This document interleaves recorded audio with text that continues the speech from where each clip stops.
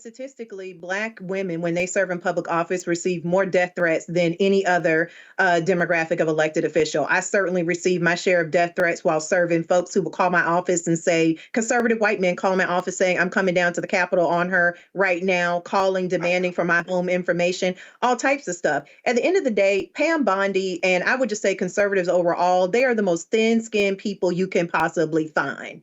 They would not last as a Black woman elected official. If they had to be us for one day, they would quit by lunchtime. And so for Pam to add sauce to what Representative Crockett said, because that's what she did. Representative Crockett said, I hope that Elon will be out for my birthday, referencing getting him out of the White House, which is correct because he's not been elected by anybody. He doesn't belong there. She says she wants him out, and that is her right. She's broken no laws by saying that she wants him out. She's simply saying that she does not wish Elon well. Pam, I don't wish you well. And that is my right as an American. So I think that this whole game that they are playing, trying to basically force it on people that they have to continue to give Elon the popularity that he is used to, and that people have to only have good thoughts about how they run this administration is a bunch of garbage. The more you try to shove something down a person's throat and tell them to think a certain way, it never works out well. People inherently reject that, and people inherently reject what you're trying to do.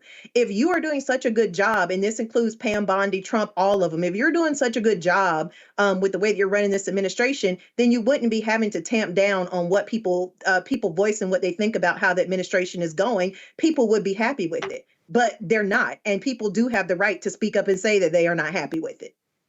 Indeed. I just want to sit there for a second in the fact that people are calling your office, threatening to come down there.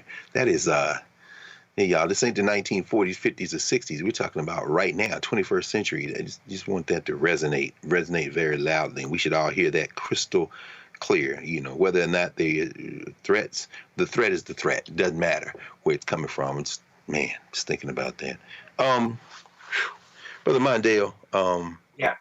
What do you think? What are your thoughts on this? Well, I think people should hear we shouldn't even, like you said, we should sit there for a moment, because Renita just said something. She was a servant, a elected servant, and getting death threats. I'm someone who does not stay. I've not slept a night in my bed as mayor in a town. I have to go and leave that town every day. I have meetings because of death threats for tearing down a Confederate monument.